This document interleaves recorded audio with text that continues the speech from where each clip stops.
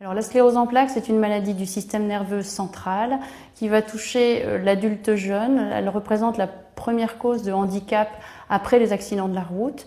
Elle va donner différents symptômes avec des troubles de la marche, des troubles de l'équilibre, parfois des troubles visuels. Elle évolue soit de façon un peu progressive, un petit peu à la fois, ou alors sous la forme de poussée de la maladie, où on va présenter un symptôme, on va régresser, et avec ou sans séquelles. Alors l'entourage fait partie intégrante l'entourage familial va vivre la sclérose en plaques avec le patient dès le début, dès l'annonce du diagnostic, par le soutien psychologique qu'il va pouvoir apporter et également le soutien aussi physique, parce que dans cette maladie, il y a parfois des symptômes comme la fatigue qui vont être extrêmement gênants et qui sont un peu invisibles, qui se voient pas comme une difficulté à la marche et qui vont gêner considérablement le patient dans ses activités de vie quotidienne. En France, on a une étude qui étudie un peu le retentissement dans la vie de tous les jours des aidants. Les études sont pour la plupart anglo-saxonnes et des pays nordiques, le Canada notamment, qui est très avancé dans cette pratique.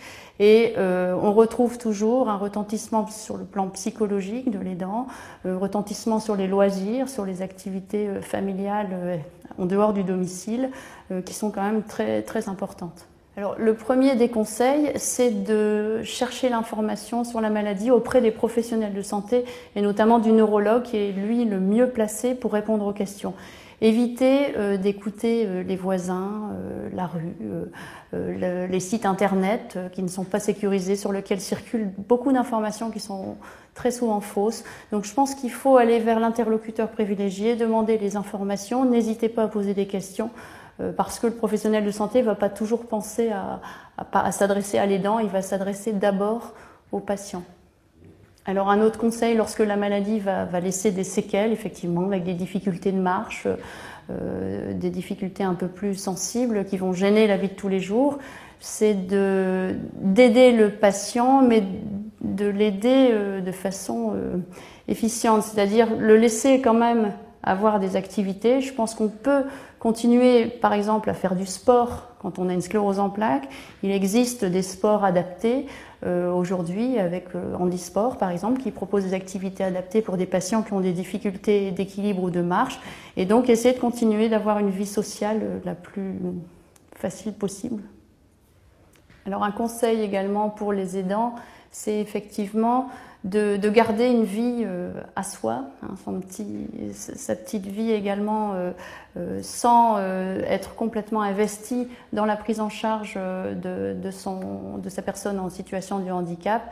Éviter de devenir un soignant, que l'aidant n'est pas un soignant, il n'a pas la formation, donc il va certainement rendre beaucoup de services à son patient, mais peut-être faire aussi des fautes médicales qui peuvent gêner après le suivi du patient.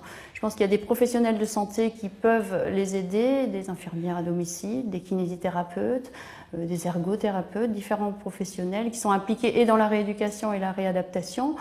Ça peut être un aménagement de domicile qui facilitera peut-être le déplacement du patient avec un fauteuil dans la maison. Ça peut être beaucoup de choses et pas investir trop le soin du patient.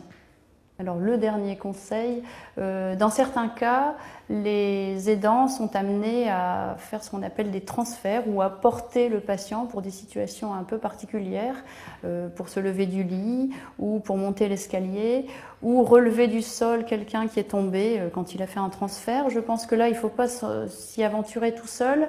Il faut essayer de l'anticiper, de travailler ça et de poser les questions avec des professionnels de santé, notamment les kinésithérapeutes, qui peuvent vous apprendre à transférer un patient dans des conditions correctes sans vous faire mal au dos.